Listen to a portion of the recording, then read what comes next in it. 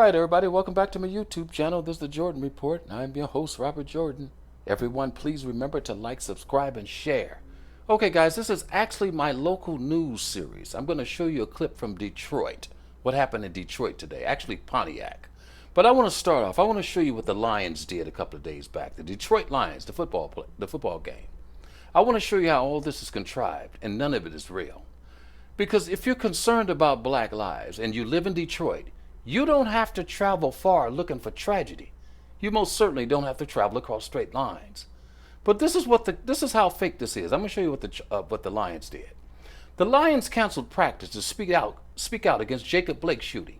We're all brothers. The Detroit Lions were scheduled to return to practice on Tuesday, but getting ready for the season was the last thing on their minds. They were thinking about Jacob Blake, a 29-year-old black man who was shot 8 times in the back by police on Sunday in Kenosha, Wisconsin. The team announced practice was canceled, and players and head coach Matt Patricia assembled near the front entrance of the team's headquarters to speak. They were so distraught over this guy being shot in Kenosha, Wisconsin, that they couldn't practice. Now, wait till I show you the clip of what just happened in Detroit today, or Pontiac. Quarterback Matthew Stafford said there has never been a day he was more proud to be a Lion and quarterback in the NFL. We had our team meeting this morning and no football was talked about. Coach just opened the floor. Conversation lasted 4 hours and it was incredible to be a part of it. Patricia said there were some amazing conversations in the team. He said he didn't know what the conversation was going on, but thankfully our players helped lead that. They were so hurt from this shooting, guys, that they couldn't even practice. Let me show you what happened in Pontiac, Michigan today. Rang out last night in Pontiac, and now 3 families are mourning the loss of their loved ones. Good afternoon, and thank you for being with us. I'm Glenda Lewis. And I'm Brian Abel in for Alan. 3 men murdered in an apartment complex, and now the Oakland County Sheriff's Office believes the motive appears to be an ongoing dispute between neighbors. 7 Action News reporter Andrea Isom joining us live now. And Andrea, you managed to speak with some of those grieving family members. Yes, we did, and it was really hard, very painful.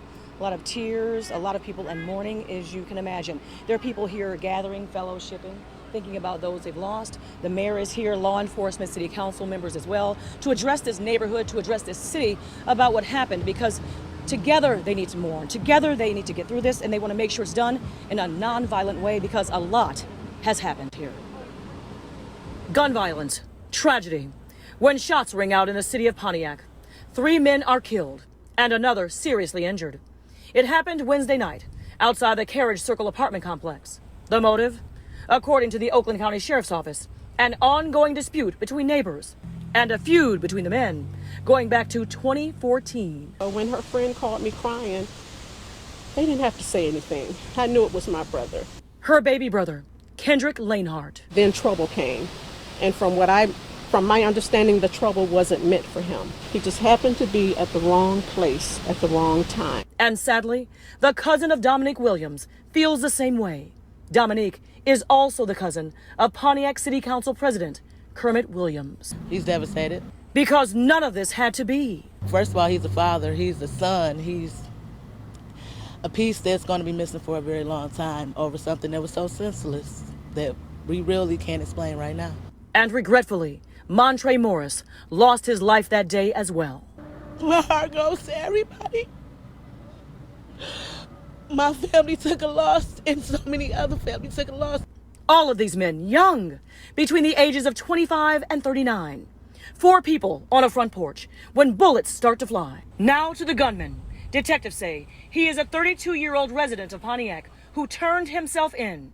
But many are still wondering who the trigger man was targeting and why. I let the police do the best job because that's what we have them for, because Lord knows the family needs answers.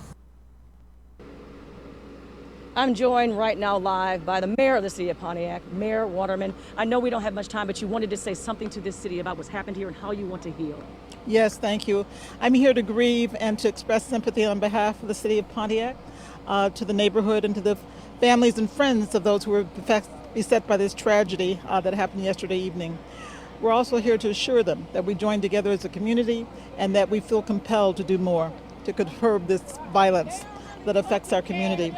We have done so well and gone so far as a community, but we want to bring it down our crime statistics. We want to make sure that we don't have to grieve for the safety and security of this community as we address this problem. I'm going to announce the appointment along with our council president, who was one of the ones who lost a relative, to form a commission to make sure that we have all these agencies together in a collaborative to address this problem and all the things associated with more jobs, strengthening our programs, conflict resolution, homelessness, and certainly illegal guns off our streets. Thank so you. I stand Thank here you. with all those who helped to do that. Thank you, Madam Mayor. I'm sorry for your loss, everyone here. Yes. And for your loss, Mr. Williams. Yes. President. I also want to extend from WXYZ, our thoughts and prayers are with everyone who is grieving tonight because of the tragedy that happened here. Reporting live, I'm Andrea Isom, 7 Action News. Okay, guys, that's Detroit. Okay, you don't have to go looking for tragedy anywhere, and that's what tells you this stuff is fake. Does Black Lives Matter in Detroit? That's what they should be worrying about.